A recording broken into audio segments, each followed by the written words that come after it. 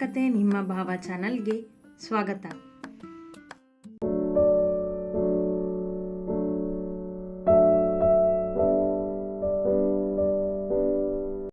ನನ್ನ ವಿರುದ್ಧ ಪೂರ್ಣ ಮುಂದೆ ಹೇಳಿದರೆ ಯಾರಿಗೆ ಲಾಭ ಇದೆ? ಆ ಥರ ಯಾರಿದ್ದಾರೆ ನನ್ನ ಶತ್ರು? ಖಂಡಿತ ಇದ್ರ ಹಿಂದೆ ಏನೋ ಇದೆ ಎಂದು ಯೋಚಿಸುತ್ತಾ ಕುಳಿತಿದ್ದ ಭಾರ್ಗವ್ ಆಫೀಸಿನಲ್ಲಿ ಪೂರ್ಣ ದಾರಿಯಲ್ಲಿ ನೋಡಿದ ವ್ಯಕ್ತಿ ಓಡಿ ಹೋಗಿದ್ದನಲ್ಲ. ಹಾಗಾಗಿ ಅವನಿಗೆ ಅನುಮಾನ ಬಲವಾಗಿತ್ತು. ಅವನಿದ್ದ ರೀತಿ ನೋಡಿಯೇ ಅವ ಯಾವ ಆಫೀಸರ್ ಅಲ್ಲ ಎಂಬುದು ಇವನಿಗೆ ಸ್ಪಷ್ಟ. ಅಲ್ಲದೆ ಕಂಪ್ಲೇಂಟ್ ಕೊಟ್ಟಿದ್ದು ತಾನೆಂದು ಅವ ಸುಳ್ಳು ಹೇಳಿರುವುದು ಇವನ ಅನುಮಾನವನ್ನು ಬಲವಾಗಿಸಿತ್ತು. ಅಣ್ಣ, ಫೈಲ್ ಎಂದು ಕಂಟಿ ಅವನ ಮುಂದೆ ಒಂದು ಫೈಲ್ ತಂದಿಟ್ಟ. ಅವನನ್ನು ಕಂಡ ಭಾರ್ಗವ್ ಕಂಟಿ ಎಂದು ಮಾತನಾಡಲು ನೋಡಿದಾಗ, ಬೇಡ ಬೇಡ, ಇವನು ಮುಂದೆ ಮಾತಾಡಿದರೆ ಇವನಿಂದ ಮನೆಯಲ್ಲಿ ಇದೆಲ್ಲ ಗೊತ್ತಾಗೋ ಚಾನ್ಸ್ ಜಾಸ್ತಿನೇ ಮನದಲ್ಲಿ ಎಂದುಕೊಂಡು, ಏನಿಲ್ಲ ಬಿಡು ಎನ್ನುತ್ತಾ ಫೈಲ್ ಹಿಡಿದ. ಏನಾಯಿತು ಅಣ್ಣ ಕೇಳಿದ ಕಂಟಿ ಅರ್ಥವಾಗದೆ. ಏನಿಲ್ಲ, ನೀನು ಹೋಗು ಎಂದಾಗ ಅವ ಹೊರನಡೆದ. ನೀನು ಕಂಪ್ಲೇಂಟ್ ಕೊಟ್ಟಿಲ್ಲ ಅಂದಮೇಲೆ ನಾನು ಕಂಪ್ಲೇಂಟ್ ಕೊಟ್ಟಿಲ್ಲ ಅಂತ ಹೇಳ್ತಿದ್ಲಲ್ಲ, ಮತ್ತೆ ಆ ಕಂಪ್ಲೇಂಟ್ ವಿಷಯ ಏನು ಎಂದು ಯೋಚಿಸುತ್ತಾ ಕುಳಿತವ ಈಗ ಒಂದೊಂದೇ ವಿಷಯವನ್ನು ಬಿಡಿಸಲು ನಿಂತ. ಸ್ಕೂಟಿ ಕಳೆದು ಹೋಗಿದ್ದಕ್ಕೆ ಕಂಪ್ಲೇಂಟ್ ಕೊಡೋದಕ್ಕೆ ಹೋಗಿದ್ದೆ ಅಂತ ಪೂರ್ಣ ನನ್ನ ಹತ್ರ ತುಂಬ ಸಾರಿ ಹೇಳಿದ್ದಾಳೆ. ಮತ್ತು ಅವತ್ತು ಸ್ಕೂಟಿ ಅವಳ ಅಂಗಡಿ ಮುಂದೆನೇ ಇತ್ತು. ಆ ವಸಂತ್ ಇವಳೇ ಕಂಪ್ಲೇಂಟ್ ಕೊಟ್ಟಿದ್ದು ಅಂತ ಹೇಳ್ದ. ಅವನೇನಾದರೂ ಸುಳ್ಳು ಹೇಳಿದ್ನಾ? ಇಲ್ಲ. ಅವನಾದರೂ ಯಾಕೆ ಸುಳ್ಳು ಹೇಳ್ತಾನೆ? ಅವನಿಗೂ ನನಗೂ ಸಂಬಂಧನೇ ಇಲ್ಲ. ಒಂದು ತಿಳಿತಾನೇ ಇಲ್ವಲ್ಲ ಎಂದು ಯೋಚಿಸುತ್ತಿದ್ದವನ ಫೋನ್ ರಿಂಗ್ ಆದಾಗ, ಇದ್ರ ಬಗ್ಗೆ ಮತ್ತೆ ಯೋಚನೆ ಮಾಡೋಣ ಎಂದುಕೊಂಡು ಕೆಲಸದತ್ತ ಗಮನ ಕೊಟ್ಟ. ಆದರೆ ಇನ್ಸ್ಪೆಕ್ಟರ್ ವಸಂತ್ ಮೇಲೆ ಅವ ಕ್ಷಣ ಗಮನ ಹರಿಸಿದ್ದರೆ ಎಲ್ಲವೂ ಬಗೆಹರಿದು ಬಿಡುತ್ತಿತ್ತೇನೋ. ವಾರದ ಮೇಲೆ ಅಂಗಡಿಗೆ ಬಂದಿದ್ದ ಪೂರ್ಣ ಎಲ್ಲ ಕೆಲಸಗಳತ್ತ ಒಮ್ಮೆ ಕಣ್ಣಾಡಿಸಿದಳು. ಗಿರಿಧರ್ ಜೊತೆ ಕರೆ ಮಾಡಿ ಮಾತನಾಡಿ ಅಂಗಡಿಯ ಆಗು ಹೋಗು ವಿಚಾರಿಸಿದಳು. ಮೊದಲೇ ಮಾಡಿಟ್ಟಿದ್ದ ಲಡ್ಡು ಖಾಲಿ ಆಗಿ ಹೊಸ ಆರ್ಡರ್ ಬಂದಿದ್ದರಿಂದ ಲಡ್ಡು ಮಾಡಬೇಕಿತ್ತವಳು. ಹಾಗಾಗಿ ಎಲ್ಲ ತಯಾರಿ ಮಾಡಿಕೊಂಡು ಮಧ್ಯಾಹ್ನದ ಹೊತ್ತಿಗೆ ಲಡ್ಡು ಕಟ್ಟಿ ಮುಗಿಸಿದಳು. ಮತ್ತೆ ಸಂಜುವಿಗೆ ಅಂಗಡಿಯ ಜವಾಬ್ದಾರಿ ವಹಿಸಿ ಆಟೋ ಹತ್ತಿ ಮನೆಯ ದಾರಿ ಹಿಡಿದಳು ಶರಾವತಿಯವರಿಗೆ ಹೇಳಿದಂತೆ. ಮನೆ ತಲುಪಿದಾಗ ಆಗಲೇ ಶರಾವತಿ ಮತ್ತು ಆಯುಷ್ ಮನೆಗೆ ಬಂದಿದ್ದರು ಊಟಕ್ಕೆಂದು. ಅಮೃತಾಳಿಗೆ ಕೆಲಸ ಹೆಚ್ಚು ಇದ್ದಿದ್ದರಿಂದ ಬರಲಾಗದೆ ಕ್ಯಾಂಟೀನಿನಲ್ಲೇ ಊಟ ಮಾಡುವೆ ಎಂದು ಹೇಳಿದ್ದಳು. ಪೂರ್ಣ, ಒಬ್ಳೆ ಹೇಗೆ ಬಂದೆ ಕೇಳಿದರು ಪದ್ಮಜ್ಜಿ ಅವಳನ್ನು ನೋಡಿ. ಆಟೋದಲ್ಲಿ ಬಂದೆ ಅಜ್ಜಿ ಎಂದಳು. ಮನೆಗೆ ಕಾಲ್ ಮಾಡಿ ಕಾರ್ ತರಿಸ್ಕೊಳ್ಳೋದಲ್ವಾ ಪೂರ್ಣ? ಅಥವಾ ಭಾರ್ಗವ್ಗೆ ಕಾಲ್ ಮಾಡಿದರೆ ಅವನು ನಿನ್ನನ್ನು ಕರ್ಕೊಂಡು ಮನೆಗೆ ಊಟಕ್ಕೆ ಬರ್ತಿದ್ದ ಎಂದರು ಶರಾವತಿ. ನನಗೆ ಗೊತ್ತಾಗಲಿಲ್ಲ ಅತ್ತೆ ಎಂದಳು. ಸರಿ ಬಿಡು, ಇನ್ನೊಂದು ಸಾರಿ ಹೊರಗಡೆ ಹೋಗುವಾಗ ಡ್ರೈವರ್ ಇರ್ತಾನೆ, ಕಾರ್ ತಗೊಂಡು ಹೋಗು ಎಂದರು. ಸರಿ ಅತ್ತೆ, ನಾನು ಫ್ರೆಶ್ ಆಗಿ ಬರ್ತೀನಿ ಎಂದು ಕೋಣೆಗೆ ನಡೆದು ಮುಖ ತೊಳೆದು ಬರುವಷ್ಟರಲ್ಲಿ ಇದ್ದ ಮೂವರು ಡೈನಿಂಗ್ ಟೇಬಲ್ ಬಳಿ ಊಟಕ್ಕೆ ಕುಳಿತಿದ್ದರು. ಆಯುಷ್, ಅಮೃತ ಬಂದಿಲ್ವಾ ಕೇಳಿದಳು ತಾನು ಊಟ ಬಡಿಸುತ್ತಾ. ಇಲ್ಲ ಪೂರ್ಣ, ಅವಳಿಗೆ ಕೆಲಸ ಜಾಸ್ತಿ ಇದೆಯಂತೆ, ಅದಕ್ಕೆ ಕ್ಯಾಂಟೀನಲ್ಲೇ ಊಟ ಮಾಡ್ತೀನಿ ಅಂದ್ಲು ಎಂದನವ ಊಟ ಶುರು ಮಾಡಿ. ಹೌದಾ? ಹಾಗೇನಾದರೂ ಇದ್ದರೆ ಬಾಕ್ಸ್ ತೊಗೊಂಡು ಹೋಗು ಅಂತ ಹೇಳಬೇಕು ಅವಳಿಗೆ. ಪ್ರತಿದಿನ ಇರೋದಿಲ್ಲ ಪೂರ್ಣ, ಯಾವಾಗಲಾದರೂ ಒಂದಿನ ಅಷ್ಟೇ. ಪೂರ್ಣ, ನೀನು ಊಟಕ್ಕೆ ಕುತ್ಕೋ, ಚಿನ್ನ ಬಡಿಸ್ತಾನೆ ಎಂದರು ಶರಾವತಿ. ಅತ್ತೆ, ಅವರು ಭಾರ್ಗವ್ ಬರುವನೇನೋ ಎಂಬ ಅರ್ಥ ಅವಳ ಮಾತಲ್ಲಿ. ಆ ಮನೆಯ ರೀತಿ ನೀತಿ ಅರಿತಿದ್ದಳವಳು ಆಗಲೇ. ಗಂಡನಿಗೋಸ್ಕರ ಕಾಯದೆ ಎಲ್ಲರ ಜೊತೆ ಊಟಕ್ಕೆ ಕುಳಿತುಕೊಳ್ಳಲಿಲ್ಲ ಹುಡುಗಿ. ಭಾರ್ಗವ್ ಪ್ರತಿದಿನ ಊಟಕ್ಕೆ ಬರೋದಿಲ್ಲ, ಬರೋದಾಗಿದ್ರೆ ಇಷ್ಟೊತ್ತಿಗೆ ಬರ್ತಿದ್ದ. ನೀನು ಪ್ರತಿದಿನ ಒಂದು ಸಾರಿ ಕಾಲ್ ಮಾಡಿ ಕೇಳು. ಅವನು ಬರೋದಿಲ್ಲ ಅಂದರೆ ಬರೋ ಹಾಗೆ ಮಾಡು. ಇವತ್ತು ಇಷ್ಟೊಂದು ತಡ ಆಗಿದೆ ಅಂದಮೇಲೆ ಅವನು ಬರೋದಿಲ್ಲ ಅಂತಲೇ ಅರ್ಥ. ಇವತ್ತು ನಮ್ಮ ಜೊತೆನೇ ಕೂತ್ಕೊಂಡು ಊಟ ಮಾಡು, ನಾಳೆಯಿಂದ ಅವನಿಗೆ ಕೇಳುವಂತೆ ಎಂದರು. ಸರಿ ಅತ್ತೆ ಎಂದವಳು ಎಲ್ಲರ ಜೊತೆ ಊಟಕ್ಕೆ ಕುಳಿತಳು. ಊಟ ಮುಗಿಸಿ ಶರಾವತಿ ಆಫೀಸ್ ರೂಮಿಗೆ ನಡೆದರು ಏನೋ ಕೆಲಸ ಇದೆ ಎಂದು. ಪದ್ಮಜ್ಜಿ ಹಾಲ್ನಲ್ಲಿ ಕುಳಿತರು. ಪೂರ್ಣ ಅಡುಗೆ ಪಾತ್ರೆಯನ್ನು ಒಳಗಿಡಲು ಚಿನ್ನಾಗೆ ಸಹಾಯ ಮಾಡುತ್ತಾ ನಿಂತಳು. ಅವಳ ಮುಗ್ಧ ಮನ ನೋಡಿ ಆಯುಷ್ಗೆ ಏನೋ ಹಿಂಸೆ ಎನ್ನಿಸಿತು. ಅಲ್ಲದೆ ಪೂರ್ಣ ಭಾರ್ಗವನ ಕೋಣೆಯಲ್ಲಿರದೆ ಬೇರೆಯ ಕೋಣೆಯಲ್ಲಿರುವುದನ್ನು ಅಮೃತ ಅವನಿಗೆ ಹೇಳಿದ್ದಳು ಬೆಳಗ್ಗೆ.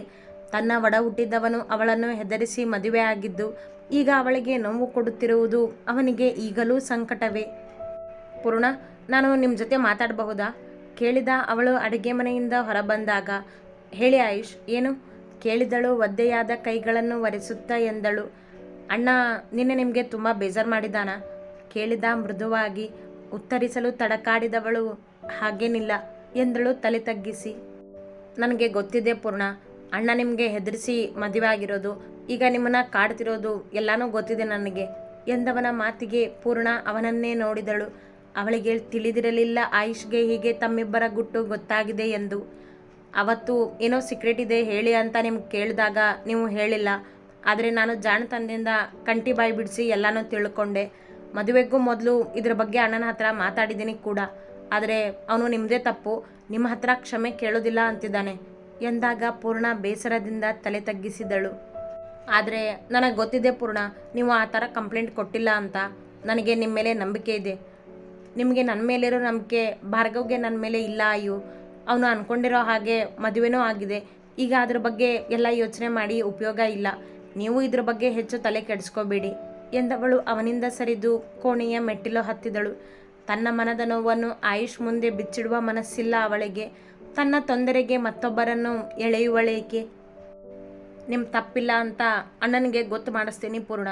ನಿಮ್ಮಿಬ್ಬರ ಜೀವನ ಚೆನ್ನಾಗಿದ್ರೇ ನಾನು ಖುಷಿಯಾಗಿರೋದು. ಕಂಪ್ಲೇಂಟ್ ನೀವು ಕೊಟ್ಟಿಲ್ಲ ಅಂದಮೇಲೆ ಇದನ್ನೆಲ್ಲ ಯಾರು ಮಾಡಿದ್ದು ಅಂತ ಗೊತ್ತಾಗಲೇಬೇಕು. ಅದನ್ನೆಲ್ಲ ತಿಳ್ಕೊಬೇಕು ಅಂದರೆ ಮೊದಲು ಏನೇನಾಗಿದೆ ಅನ್ನೋದನ್ನು ಸರಿಯಾಗಿ ತಿಳ್ಕೊಬೇಕು. ಅಂದರೆ ನಾನು ಕಂಟಿನ ಭೇಟಿ ಮಾಡಬೇಕು. ಇದನ್ನೆಲ್ಲ ಸರಿಯಾಗಿ ಬಿಡಿಸಿ ಹೇಳೋದು ಅವನೇ ಎಂದು ಯೋಚಿಸಿದವ ಮತ್ತೆ ಆಫೀಸಿಗೆ ನಡೆದ ಕಂಟಿಯ ಜೊತೆ ಮಾತನಾಡುವ ದಾರಿ ಹುಡುಕಿ. ಆಫೀಸಿನ ಕೆಲಸ ಮುಗಿಸಿ ಪೂರ್ಣಳ ಜೊತೆ ಮಾತನಾಡಿದರಾಯಿತೆಂದು ಮೆಟ್ಟಿಲು ಹತ್ತಿ ಬಂದ ಶರಾವತಿ ಭಾರ್ಗವನ ಕೋಣೆಯ ಬಾಗಿಲು ದೂಡಿದರು. ಪೂರ್ಣ ಕಾಣಲಿಲ್ಲ. ಎಲ್ಲಿ ಹೋದ್ಲು ಈ ಹುಡುಗಿ ಎನ್ನುತ್ತಾ ಕೋಣೆಯಿಂದ ಹೊರಬಂದಾಗ ಪಕ್ಕದ ಕೋಣೆಯಲ್ಲಿ ಏನೋ ಸದ್ದಾಯಿತು. ಅಲ್ಲಿ ನಡೆದು ನೋಡಿದಾಗ ಪೂರ್ಣ ತನ್ನ ಬಟ್ಟೆಗಳನ್ನು ಕಬೋರ್ಡಿನಲ್ಲಿ ಹೊಂದಿಸಿ ಇಡುತ್ತಿದ್ದಳು. ಪೂರ್ಣ, ನಿನ್ನ ಬಟ್ಟೆಗಳನ್ನು ಇಲ್ಯಾಕೆ ಇಡ್ತಿದೀಯಾ? ನಿನ್ನ ಕೋಣೆ ಅದು, ಭಾರ್ಗವ್ ಕೋಣೆನೇ ನಿನ್ನ ಕೋಣೆ ಎಂದರು ಶರಾವತಿ. ಅತ್ತೆ, ಅದು ಯಾವ ವಿಷಯ ಅವರಿಗೆ ಗೊತ್ತಾಗಬಾರದೆಂದು ಎಂದುಕೊಂಡಿದ್ದಳು. ಅದೇ ವಿಷಯ ಅವರಿಗೆ ಗೊತ್ತಾಗಿ ಸಿಕ್ಕಿಬಿದ್ದ ಪೂರ್ಣ ಏನು ಹೇಳಬೇಕೆಂದು ತಿಳಿಯದೆ ಒದ್ದಾಡಿದಳು. ಏನಾಯಿತು ಪೂರ್ಣ, ನೀನು ಯಾಕೆ ಈ ಕೋಣೆಯಲ್ಲಿ ಬಟ್ಟೆ ಹೊಂದಿಸಿಡ್ತಿದ್ಯಾ ಮತ್ತೆ ಕೇಳಿದರು.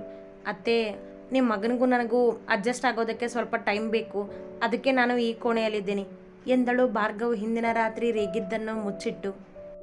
ಭಾರ್ಗವ್ ನಿನ್ನನ್ನು ಕೋಣೆಯಿಂದ ಹೊರಗೆ ಹಾಕಿಲ್ಲ ತಾನೆ? ಮಗನ ಕೋಪದ ಬಗ್ಗೆ ಗೊತ್ತಿದ್ದವರು ಅನುಮಾನಿಸಿದರು. ತಲೆ ತಗ್ಗಿಸಿದಳು ಹುಡುಗಿ.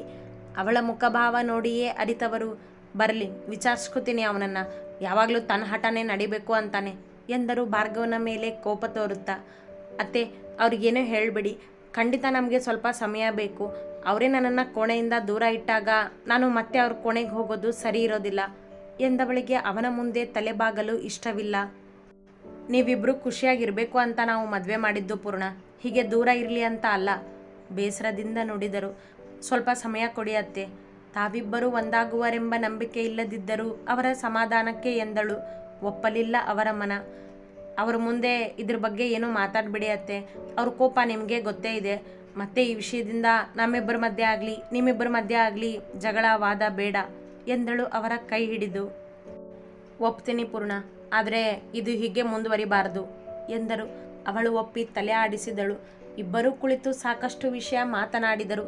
ಮಾತಲ್ಲೇ ಪೂರ್ಣ ತನ್ನ ಬ್ಯಾಗಿನಲ್ಲಿದ್ದ ತನ್ನ ಬಟ್ಟೆಗಳನ್ನು ಹೊಂದಿಸಿ ಇಟ್ಟಳು ಕಬೋರ್ಡಿನಲ್ಲಿ. ತುಂಬ ಹೆವಿ ಆಯಿತು ಕಂಟಿ ಇವತ್ತು ವರ್ಕು ಎಂದ ಭಾರ್ಗವ್ ಮೇಲೆದ್ದು ಮೈ ಮುರಿದ. ಮಧ್ಯಾಹ್ನ ಮನೆಗೂ ಹೋಗದೆ ಆಫೀಸಿನಲ್ಲೇ ಊಟ ಮಾಡಿ ಕೆಲಸ ಮಾಡುತ್ತಿದ್ದವನಿಗೆ ಸಂಜೆಯ ಹೊತ್ತಿಗೆ ಸಾಕಾಗಿತ್ತು. ಆಗಲೇ ವರ್ಕರ್ಸ್ ಎಲ್ಲರೂ ಮನೆಗೆ ಹೊರಟು ಗಂಟೆಯಾಗಿತ್ತು. ಇದೊಂದು ವಾರ ಹೀಗೆ ಅಣ್ಣ, ಎಲ್ಲ ಅಕೌಂಟ್ಸ್ ಚೆಕ್ಕಿಂಗ್ ನಡೀತಿದೆ, ಜೊತೆಗೆ ಮದುವೆ ಟೈಮಲ್ಲಿ ಪೆಂಡಿಂಗ್ ಇರೋ ಕೆಲಸನೂ ಮುಗಿಸ್ಬೇಕು ಎಂದ ಕಂಟಿ. ಸರಿ ನಡಿ ಹೋಗೋಣ ಮನೆಗೆ ಎಂದ ತನ್ನ ಫೋನ್ ಜೇಬಿಗಿಟ್ಟು.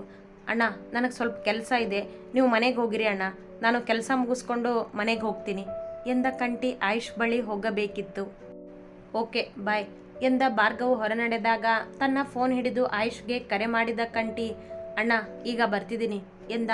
ಆಯುಷ್ ಮಧ್ಯಾಹ್ನ ಮನೆಯಿಂದ ಆಫೀಸ್ಗೆ ಹೋಗುವಾಗಲೇ ಕಂಟಿಗೆ ಕರೆ ಮಾಡಿ ಭಾರ್ಗವನಿಗೆ ಗೊತ್ತಾಗದಂತೆ ಭೇಟಿಯಾಗಲು ಹೇಳಿದ್ದ. ಅದರಂತೆಯೇ ಈಗ ಕಂಟಿ ಅವನನ್ನು ಭೇಟಿ ಮಾಡಲು ನಡೆದ ಆಯುಷ್ ಹೇಳಿದ್ದ ಜಾಗಕ್ಕೆ. ಪೂರ್ಣನ ನನ್ನ ವಿರುದ್ಧ ನಿಲ್ಲಿಸೋದಕ್ಕೆ ನೋಡಿರೋರು ಯಾರು? ನಾನು ಅವಳು ಗೊತ್ತಿರೋ ನನ್ನ ಶತ್ರು ಯಾರಿದ್ದಾರೆ ಎಂದು ಯೋಚಿಸುತ್ತಾ ಮನೆಯ ದಾರಿ ಹಿಡಿದಿದ್ದ ಭಾರ್ಗವ್. ಬೆಳಗ್ಗೆ ಪೂರ್ಣ ಹೇಳಿದ್ದ ಮಾತಿಗೆ ತಲೆಕೆಡಿಸಿಕೊಂಡವ ಈಗ ಮತ್ತೆ ಅದೇ ಯೋಚನೆಯಲ್ಲಿದ್ದ. ಆದರೆ ಎಷ್ಟೇ ಯೋಚಿಸಿದರೂ ಅವನಿಗೆ ಒಂದೂ ಸುಳಿವು ಸಿಕ್ಕಿರಲಿಲ್ಲ. ಇನ್ನು ಆ ಕಂಪ್ಲೇಂಟ್, ಪೂರ್ಣ ನನ್ನ ಮೇಲೆ ಕಂಪ್ಲೇಂಟ್ ಕೊಟ್ಟಿಲ್ಲ ಅಂದಮೇಲೆ ಕಂಪ್ಲೇಂಟ್ ಕೊಟ್ಟಿದ್ದಾದರೂ ಯಾರು? ಇವಳು ಹೇಳ್ದಾಗೆ ಸ್ಕೂಟಿ ಕಳೆದು ಹೋಗಿರೋ ಕಂಪ್ಲೇಂಟ್ ಕೊಟ್ಟಿದ್ರೆ ಅಲ್ಲಿ ರಿಜಿಸ್ಟರ್ ಆಗಿರಬೇಕಿತ್ತಲ್ಲ. ಸ್ಕೂಟಿ ಕಳುವಾಗಿರೋ ರಿಜಿಸ್ಟರ್ನೂ ಇಲ್ಲ. ಸ್ಕೂಟಿ ನೋಡಿದರೆ ಇವಳ ಹತ್ರನೇ ಇದೆ. ಯಾರನ್ನ ನಂಬೋದು ಯಾರನ್ನ ಬಿಡೋದು ಒಂದು ತಿಳಿತಿಲ್ಲ. ಏನು ಮಾಡಲಿ ಎಂದುಕೊಂಡವ ಮನೆಯ ದಾರಿಯಲ್ಲಿದ್ದ. ಅತ್ಯಾಚಾರದಿಂದ ಕಾಪಾಡಿದವನ ಮೇಲೆ ಅತ್ಯಾಚಾರದ ಕಂಪ್ಲೇಂಟ್ ಕೊಡೋದಕ್ಕೆ ಹೇಗೆ ಸಾಧ್ಯ ಎಂದು ಪೂರ್ಣ ಆಡಿದ ಮಾತು ನೆನಪಾದಾಗ, ಇಲ್ಲ, ಪೂರ್ಣ ಆ ಥರ ಕಂಪ್ಲೇಂಟ್ ಕೊಟ್ಟಿರೋದಿಲ್ಲ. ಯಾಕೋ ಈ ಬಾರಿ ಮನಸ್ಸು ಬಲವಾಗಿ ಹೇಳ್ತಿದೆ ಈ ಮಾತನ್ನು. ಅಂದಮೇಲೆ ಕಂಪ್ಲೇಂಟ್ ರಹಸ್ಯ ಏನೋ ಇದೆ, ಕಂಡು ಹಿಡಿತೀನಿ, ಇದನ್ನು ಬಿಡೋದಿಲ್ಲ ಎಂದುಕೊಳ್ಳುತ್ತಾ ಮನೆಯ ಗೇಟ್ ದಾಟಿ ಒಳ ಬಂದ. ಅದೇಕೋ ಬೆಳಗ್ಗೆ ಪೂರ್ಣ ಹೇಳಿದ ಮಾತುಗಳು ಈ ಬಾರಿ ಅವನ ಮನದ ಆಳಕ್ಕಿಳಿದಿದ್ದವು. ಅವಳ ಮೇಲಿನ ಪ್ರೀತಿ ಅವಳು ತಪ್ಪು ಮಾಡಿಲ್ಲ ಎಂದು ಬಲವಾಗಿ ಹೇಳುತ್ತಿತ್ತು. ಹಾಗಾಗಿ ಸತ್ಯ ಕಂಡು ಹಿಡಿಯಬೇಕೆಂದು ಇವ ಶಪಥ ಮಾಡಿದರೆ, ಅತ್ತ ಆಯುಷ್ ಕಂಠಿಯ ಜೊತೆ ಸೇರಿ ಸತ್ಯ ಕಂಡು ಹಿಡಿಯುವ ಪ್ರತಿಜ್ಞೆ ಮಾಡಿದ್ದ. ಒಳ ಬಂದವನೇ ಹಾಲ್ನಲ್ಲಿ ಕುಳಿತು ಮಾತನಾಡುತ್ತಿದ್ದವರನ್ನು ಕಂಡ. ಅಮೃತ ಕೂಡ ಆಫೀಸ್ನಿಂದ ಬಂದಿದ್ದಳು. ಅವರಲ್ಲಿ ತನ್ನ ಹೆಂಡತಿ ಶುಗರ್ಲೆಸ್ ಮತ್ತು ಆಯುಷ್ ಇಲ್ಲದ್ದನ್ನು ಕಂಡು ಮುಂದೆ ಬಂದವ, ಅಮ್ಮ, ಆಯು ಬಂದಿಲ್ವಾ ಇನ್ನು ಎಂದು ಕೇಳಿದಾಗ ಪೂರ್ಣ ಅಡುಗೆ ಮನೆಯಿಂದ ಹೊರಬಂದಳು ಎಲ್ಲರಿಗೂ ಟೀ ಹಿಡಿದು. ಇಲ್ಲ, ಕಾಲ್ ಮಾಡಿದ್ದೆ, ಸ್ವಲ್ಪ ಕೆಲಸ ಇದೆ ಅಂತ ಹೇಳ್ದ ಎಂದರು ಶರಾವತಿ. ಹೌದಾ ಎಂದವ ಪೂರ್ಣಳನ್ನು ನೋಡಿದ.